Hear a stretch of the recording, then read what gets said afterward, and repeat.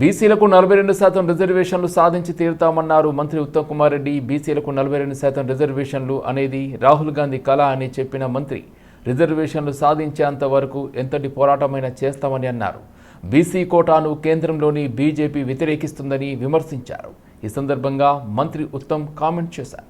తెలంగాణలో 100 ఏళ్ల తర్వాత బీసీ క్యాస్ట్ సెన్సస్ చేపట్టడం జరిగింది. సుమారు 2 లక్షల ప్రభుత్వ ఎంప్లాయీస్ తో యావత్ తెలంగాణ జనాభా లెక్కలు తీసి బీసీ క్యాస్ట్ సెన్సస్ చేయడం జరిగింది.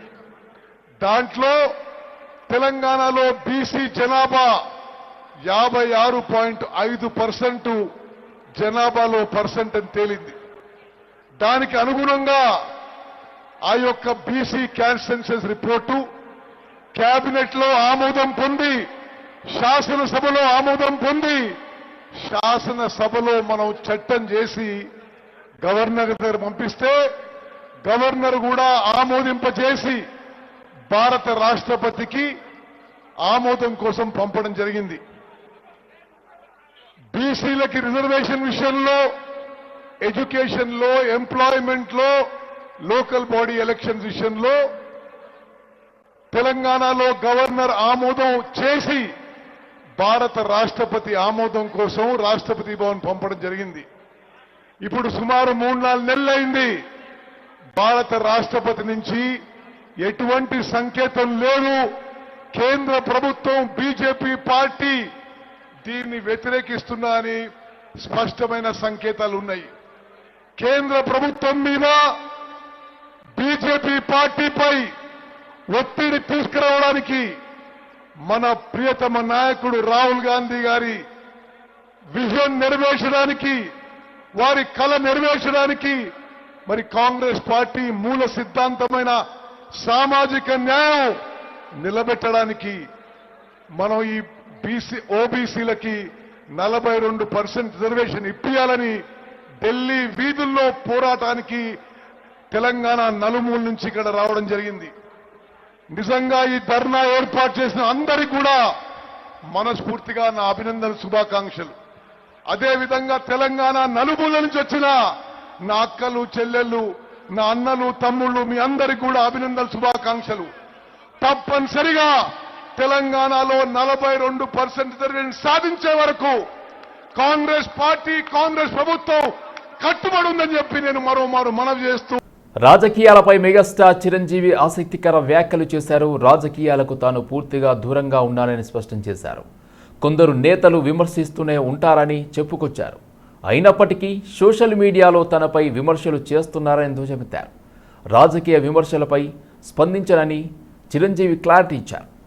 చాలా మంది అంటారు, ఎవరిని మిమ్మల్ని ఇలా అటాక్ చేస్తుంటారు, సోషల్ మీడియాలో మాట్లాడుతుంటారు, మీరేం మాట్లాడరు ఏంటని. నేను చేసినటువంటి మంచి కార్యక్రమాలు, నేను పొందినటువంటి ప్రేమ, అభిమానం, ఇదే నాకు రక్షణ కవచం.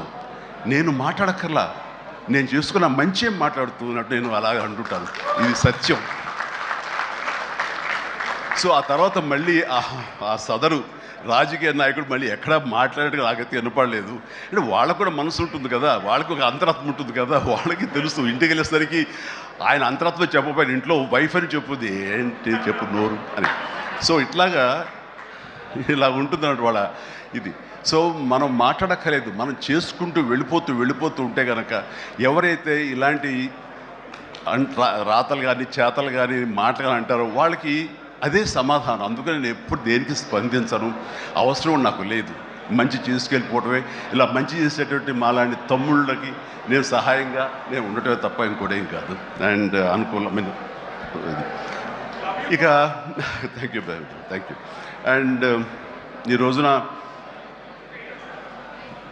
ఎక్కడ ఇతర దేశాల్లో నా అభిమానులు కూడాను నా మాటని స్ఫూర్తిగా తీసుకుని ఆయా ప్రాంతాల్లో వాళ్ళు బ్లడ్ డొనేషన్స్ చేస్తూ ఈ రోజున నాకు మంచి పేరు, మరింత మంచి పేరు వచ్చేలాగా నేను గర్వపడే విధంగా వాళ్ళు చేసేటువంటి బెడ్ డ్రైవ్స్కి వాళ్ళు ఎక్కడో సరే, ఏ ప్రాంతంలో ఉన్నా సరే, ప్రతి ఒక్కరికి నేను ఎప్పుడూ కృతజ్ఞతతోటి నేను నా మనస్ఫూర్తిగా నా అభినందనలు తెలియజేస్తూ ఉంటాను. నాకు ఈ అవకాశం ఇచ్చారు ఇక్కడికి రావడానికి. మా బ్రదర్కి ఆయన చేసిన కార్యక్రమాలు ఎన్నెన్నో చూస్తూనే ఉన్నాము. అండ్ దానికి ధీటుగా ఎవరు నిలబడలేరు. అలాగే నిరంతరంగా వాళ్ళ నాన్నగారికి నివాళులు అర్పించే విధంగా ఇది సెంటనరీ ఇయర్. సో 100 సంవత్సరాల ఇది ఆయనకి నివాళులు అర్పించేలాగా ఆయన గర్వపడి కొడుకుని చూసుకుని ఎక్కడో సరే గర్వపడే స్థాయికి ఆయన సహాయ కార్యక్రమాలు చేయటం అన్నది ఆయనకి ఇచ్చేటువంటి గొప్ప నివాళి. మరోసారి సీఎం రేవంత్ రెడ్డిపై తీవ్ర విమర్శలు చేశారు ఎమ్మెల్యే రాజగోపాల్ రెడ్డి. సీఎం తన భాష మార్చుకోవాలని, ప్రతిపక్షాలను తిట్టడం మానేసి ప్రభుత్వం ఏం చేస్తుందో చెప్పాలని తెలిపారు. 20 మంది సీమాంధ్ర కాంట్రాక్టర్లు దోచుకున్నారని, నాకు మంత్రి పదవి హైకమాండ్ ప్రామిస్ చేసిందని తెలిపారు. మీ భాష మార్చుకొని, మీ హవభావాలు మార్చుకొని, తక్కువ మాట్లాడి మంత్రివర్గంలో ఇంకా చాలా అందరికి మాట్లాడే అవకాశం ఇచ్చి మేధావులతో డిస్కస్ చేసి రాబోయే రోజుల్లో ఒక మంచి ప్రశాంతమైన వాతావరణంలో, అంటే దాన్ని ఏమంటారంటే ఒక కూల్ మైండ్ తోటి, ఆవేశం అక్కర్లేదు. ఇంకా 3.5 ఏళ్ళ గవర్నమెంట్ ఉంది, ముఖ్యమంత్రి మీరే ఉంటారు.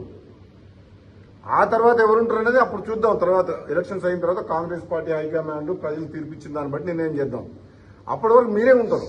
అప్పటిదాకా ఆవేశపడకుండా, గంటలు మాట్లాడకుండా, ఆ గంటలు అనే స్పీచ్లు తక్కువ చేసి పని మీద ఎక్కువ శ్రద్ధ చూపిస్తే మంచిదని చెప్పి నా సలహా. ఇంతకంటే ఎక్కువ నేను చెప్పలేను. కాళేశ్వరం కమిషన్ గురించి కాళేశ్వరం ప్రాజెక్టు మీద పీసీ గోస్వామి నివేదిక మీద చర్యలు తీసుకుంటామని చెప్పి అసెంబ్లీలో చర్చించి ముఖ్యమంత్రి గారు ప్రకటించారు. కాబట్టి ముఖ్యమంత్రి గారికైనా ప్రభుత్వానికైనా నా సలహా ఏంటంటే, తెలంగాణ ప్రజలు 10 ఏళ్ల కాలంలో కేసీఆర్ కుటుంబంతో పాటు సీమాంధ్ర పెట్టుబడిదారులు ప్రాజెక్టుల పేరు మీద మిషన్ భగీరథ అని, sand mafia, land mafia, liquor mafia లక్షల కోట్లు దోసుకొని రాష్ట్రాన్ని అప్లపాలు చేసిన మాట వాస్తవము. మీకు 20 నెలలు అయింది ఇప్పటి వరకు. పీసీగో మన రిపోర్ట్ ఇప్పుడు వచ్చింది. మీ పుణ్యకాలం అంతా మీరు ఈ రిపోర్ట్లతోటి, ఈ కమిషన్లతోటే గడిచిపోయేటట్టుంది. తెలంగాణ ప్రజలు ఎదురు చూస్తుండ్రు. తెలంగాణ ప్రజలకు మాట ఇచ్చినాం, దోపిడికి వ్యతిరేకంగా ఎవరైతే అవినీతి పాల్పడ్డారో వాళ్ళని బయటికి తీసుకొచ్చి జైల్లో పెడతామని చెప్పి నేను కూడా అన్నా, మన ప్రభుత్వం కూడా అన్నది. కాంగ్రెస్ పార్టీని తీసుకుని 20 నెలలు అయింది. ఇంతవరకు ఏం చేసిండ్రు ఇప్పటి వరకు? ఇప్పటికే చాలా ఆలస్యం అయింది. ఇప్పటికైనా మీరు మాటలు తక్కువ చేసి అవినీతి పట్ల అందరినీ జైల్లో పెట్టాల్సిన బాధ్యత, దోపిడీ చేసిన తెలంగాణను దోపిడీ చేసి లక్షల కోట్లు దోసుకుని అప్పులపాలు చేసిన వ్యక్తిని ఎవరిని కూడా వదిలిపెట్టి వీలైనంత త్వరగా అరెస్ట్ చేసి జైల్లో పెట్టాలి. బంకచర్ల విషయంలో ఏపీ ముఖ్యమంత్రి చంద్రబాబుతో రేవంత్ రెడ్డి కుమ్మక్కయ్యని చెప్పి బీఆర్ఎస్ ఆరోపిస్తుంది.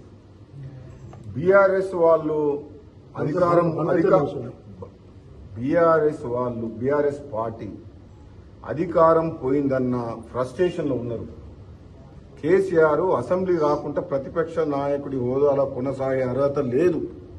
మొట్టమొదట ఆయన అసెంబ్లీ కన్నా రావాలి, ప్రతిపక్ష నాయకుడి హోదా కన్నా రిజైన్ అన్న ఎవరినైనా పెట్టాలి. నెంబర్ 1.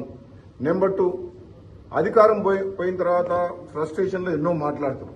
వాళ్ళు ఉన్నప్పుడు తుమ్మిడిగడ్డ దగ్గర ఉన్న ప్రాజెక్ట్ ని మేడిగడ్డకు మార్చి కూల్పోయే ప్రాజెక్టు కట్టి లక్షల కోట్ల అప్పులు చేసి రాష్ట్రాన్ని అప్పులపాలు చేసిండ్రు. సంగారెడ్డి జిల్లా పటాన్చెరు నియోజకవర్గం ఇస్నాపూర్ డివిజన్ పరిధిలోని లకడారం గ్రామంలో 3,76,00,000 రూపాయల వ్యయంతో చేపట్టనున్న 33/11 kV సబ్ స్టేషన్ నిర్మాణ పనులకు శంకుస్థాపన చేశారు పటాన్చెరు ఎమ్మెల్యే గుడ మహిపాల్ రెడ్డి. ఈ సందర్భంగా ఎమ్మెల్యే మాట్లాడుతూ లక్డారం గ్రామంలో సబ్ స్టేషన్, 2 ట్రాన్స్ఫార్మర్లు శాంక్షన్ చేయడం జరిగిందన్నారు. ఇస్నాపూర్ డివిజన్ ప్రాంతంలో కాలనీలో ఇండస్ట్రీస్ ఉండటంతో కరెంటు ఎంతో అవసరం ఉందని తెలిపారు. ప్రజలకు ఎలాంటి వోల్టేజెస్ లేకుండా సబ్ స్టేషన్ 2 నెలల్లోనే అందుబాటులో ఉంటుందన్నారు. కరెంట్, రోడ్డు, నీళ్లు, డ్రైనేజీ మౌలిక వసతులు సమకూర్చామని తెలిపారు. తెలంగాణలోని ఎక్కడా లేని విధంగా పటాన్చెరు నియోజకవర్గంలోనే శరవేగంగా అభివృద్ధి చెందుతుందన్నారు.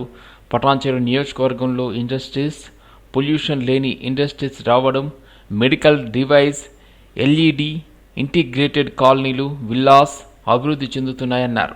ఈ కార్యక్రమంలో హాజరైన MP DO Yadagiri, Rudraram, PACS chairman Pandu, విద్యుత్ శాఖ ఏడీ తులసిరామ్, దశరథ్ రెడ్డి, శ్రీనివాస్, మిరాజ్ ఖాన్, రామకృష్ణ, రవి తదితరులు పాల్గొన్నారు. ప్రాంతమంతా డే బై డే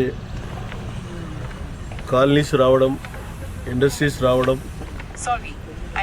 పవర్ ఎంతో అవసరం కాబట్టి ఎక్కడ ఇబ్బంది లేకుండా ముందు చూపుతో దీన్ని ప్లాన్ చేసుకొని ప్రభుత్వం తరఫున శాంక్షన్ చేసుకోవడం జరిగింది.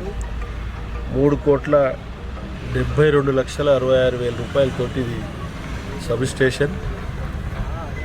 ఇది పూర్తి స్థాయిలో 2 నుంచి 3 నెలల లోపలనే దీన్ని మనము కంప్లీట్ చేసుకొని మనము ప్రాంత ప్రజలకు లో వోల్టేజ్ ప్రాబ్లం లేకుండా అందేయడానికి అధికార యంత్రాంగం ఒక పకడ్బందీగా ప్లాన్తో ముందుకు పోతూ ఉన్నాం. కాబట్టి కరెంటు కానీ, వాటర్ కానీ, డ్రైనేజ్ కానీ, రోడ్లు కానీ, మౌలిక వసతులు ఈ ప్రాంతం డెవలప్ అయిన ప్రాంతాలకు కనీస వసతులు సమకూర్చడంలో ఎక్కడ కాంప్రమైజ్ అనేది ఉండదు. ఇక్కడ అధికార యంత్రాంగాన్ని, ఇక్కడ ప్రజల సహకారాన్ని తీసుకొని పూర్తి స్థాయిలో ఎక్కడికక్కడ పకడ్బందీ ప్లాన్ తోటి ముందుకెళ్తూ ఉన్నాం. కాబట్టి నాకు తెలిసిన కాడికి తెలంగాణ రాష్ట్రంలోనే ఎక్కడ లేని విధంగా పటాన్చెరు నియోజకవర్గం శరవేగంగా అభివృద్ధి జరుగుతూ ఉన్నది. అందులో భాగంగా పటాన్చెరు నియోజకవర్గంలో ఇండస్ట్రీస్ వితౌట్ పొల్యూషన్ ఇండస్ట్రీస్ రావడం, మెడికల్ డివైజర్ కానీ, ఎల్ఈడి లైట్స్ జిన్నారం మండల్ కానీ, అలాగే ఇంటిగ్రేటెడ్ కాలనీస్ కానీ, విల్లాస్ కానీ, చాలా రకరకాల కాలనీస్ మన దగ్గర డెవలప్ అవుతూ ఉన్నది. రావాలి, ఇంకా మన ప్రాంతం అంతా అభివృద్ధి చెందాలి. ఒక మినీ ఇండియాగా పేరు పొందిన పటాన్చెరు నియోజకవర్గం అన్ని వసతులు సమకూర్చి ఈ ప్రాంతంలో ఉన్న ప్రజలకు ఎక్కడ ఇబ్బంది లేకుండా స్థానిక ప్రజల సహకారాన్ని తీసుకొని, నాయకుల సహకారాన్ని తీసుకొని వాళ్ళకు అన్ని వసతులు కలిగిస్తామని తెలియజేస్తూ ఈ కార్యక్రమంలో పాల్గొన్న అధికార యంత్రాంగం, స్థానిక నాయకులందరికీ పేరు పేరున నేను ధన్యవాదాలు తెలియజేస్తాను. Republican party of India Telangana రాష్ట్ర అధ్యక్షుడిగా ప్రొఫెసర్ గాల్ వినోద్ కుమార్ నియమితులయ్యారు. తార్నాకలోని కార్యాలయంలో ఏర్పాటు చేసిన సమావేశంలో గాల్ వినోద్ కుమార్ మాట్లాడుతూ ఈ నెల 15న సోమాజిగూడ ప్రెస్ క్లబ్లో రిపబ్లిక్ పార్టీ రాష్ట్ర అధ్యక్షుడిగా ప్రమాణ స్వీకారం చేయనున్నట్లు తెలిపారు. ఈ కార్యక్రమానికి అంబేద్కర్ మనవడు Bhimrao Yashwant, party in-charge manager Chandrakant ముఖ్య అతిథులుగా పాల్గొంటారని తెలిపారు.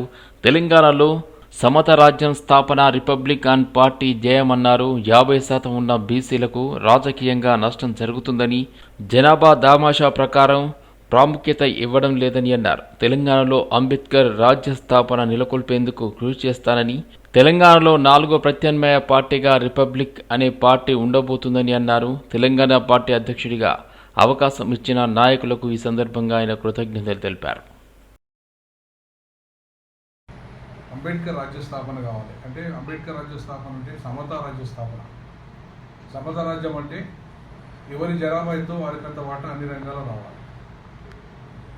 ఇప్పుడు మనకు ఏమైంది, ఒక రెడ్డి సామాజిక వర్గం 5% ఉంటే 46 మంది ఎమ్మెల్యేలు అయిపోయారు.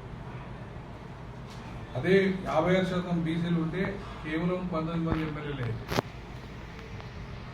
వాళ్ళ ఎస్సీ ఎస్టీలకు రిజర్వేషన్లు ఉన్నాయి కాబట్టి వాళ్ళ జనాభా ప్రకారం వాళ్ళకు ఎమ్మెల్యే అవకాశాలు వచ్చింది. కానీ వాళ్ళకి బాగా నష్టం జరిగింది వాళ్ళకి బీసీలకు. అంతేకాకుండా ముస్లింలు 12% రిజర్వేషన్లు ఉన్నారు. 12% ఉన్నారు వాళ్ళు. 12%లో ఇవాళ వాళ్ళు 8 మంది ఎమ్మెల్యేలు అయ్యారు. సో అంతో ఇంతో బెటర్, ఎందుకంటే వాళ్ళ సొంత పార్టీ ఉంది కాబట్టి, వాళ్ళకి సొంత పార్టీ ఎంఐఎం ఉంది కాబట్టి ముస్లింల కోసం ఇక ఆకాస్త అవకాశాలు వచ్చాయి. అదే కాంగ్రెస్లో ఒక ఎమ్మెల్యే అవకాశం రాలేదు. అదే ఇప్పుడు ఒక ఎమ్మెల్యే మిగతా బీజేపీ అయితే అసలు ఇయ్యరు. బీఆర్ఎస్లో కూడా ఒక ఎమ్మెల్యే లేడు, మంత్రివర్గంలో లేరు, మైనార్టీ లేరు. బీసీలు 3 ఉన్నారు, రెడ్లు 4 ఉన్నారు. 50% ఉన్న బీసీలు 3 ఉన్నారు, రెడ్లు 4 ఉంటే ఎస్సీ కూడా 4 ఉన్నారు. అంటే ఎక్కడ సమతుల్యత లేదు. బాగా నష్టం జరుగుతుంది ఎవరికంటే బీసీలకి. తర్వాత ముస్లిం ఒక మంత్రి వర్గంలో ఒక్కరు లేరు. ఆదివాసీలు అంటే సీతక్క ఉంది, దాంట్లో లంబాడీ లేరు మళ్ళా. సో మొన్ననే మాదిగా ప్రాతినిధ్యం మొన్న లభించింది. ఎస్సీలల్లా, మన లంబాడీల మంత్రివర్గంలో లేదు. కాబట్టి ఈ రకంగా చూసుకుంటే సమతుల్యత అనేది లేదు. ఇక్కడ కూడా రాజకీయాలలో సమతుల్యత లేదు. వాళ్ళ జనాభా ఎంతో వాళ్ళకు వాటా రావట్లేదు. సో అందుకే ఇవాళ 42% బీసీల వాటా అని ఎందుకు అనాలి? 56% ఉన్నాక వాళ్ళు దాంట్లో 46%, ఈ 56% ఉన్న బీసీలో మోస్ట్ బ్యాక్వర్డ్ కులాల గురించి మాటే లేదు. ఏ పార్టీ మాట్లాడతలేదు. వాళ్ళు 40% ఉన్నారు వాళ్ళ జనాభా. మోస్ట్ బ్యాక్వర్డ్ కులాలన్నీ కూడా 40% జనాభా ఉంటే ఒక్కరి ప్రాతినిధ్యం లేదు. కేవలం 5 కులాలు మాత్రమే ఇవాళ ఎమ్మెల్యేలుగా మంత్రులుగా ప్రాతినిధ్యం ఉన్నారు. కంటోన్మెంట్ ఎమ్మెల్యే శ్రీ గణేష్ జన్మదినం సందర్భంగా ఈరోజు నియోజకవర్గంలోని అన్ని వార్డుల్లో కాంగ్రెస్ పార్టీ నాయకులు జన్మదిన వేడుకలు నిర్వహించారు.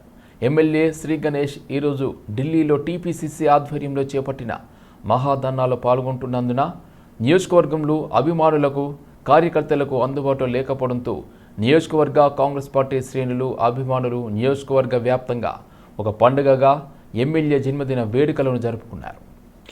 తెలంగాణ సాంస్కృతిక సారథి చైర్పర్సన్ మరియు గద్దర్ కూతురు డాక్టర్ జీవి వెన్నెల గద్దర్ సమావేశానికి హాజరై ఘనంగా నివాళులర్పిస్తూ విద్యార్థులను ఉద్దేశిస్తూ మాట్లాడుతూ, గద్దర్ స్థాపించిన పాఠశాలలో మీరందరూ చదువుతున్నారు కాబట్టి వారి ఆలోచన మేరకు క్రమశిక్షణతో విద్యను అభ్యసిస్తూ ఉన్నత స్థానాలకు చేరుకోవాలని సూచిస్తూ, మహాబోధి విద్యార్థి మాస్టర్ ప్రతీక్ దక్షిణ కొరియాలో జరిగిన 20వ ఆసియా స్కేటింగ్ ఛాంపియన్లో ప్రథమ స్థానంలో నిలిచి గోల్డ్ మెడల్ సాధించినందుకు అభినందిస్తూ మెడల్స్ బహుకరించడం జరిగింది. కాపాడుకుందాం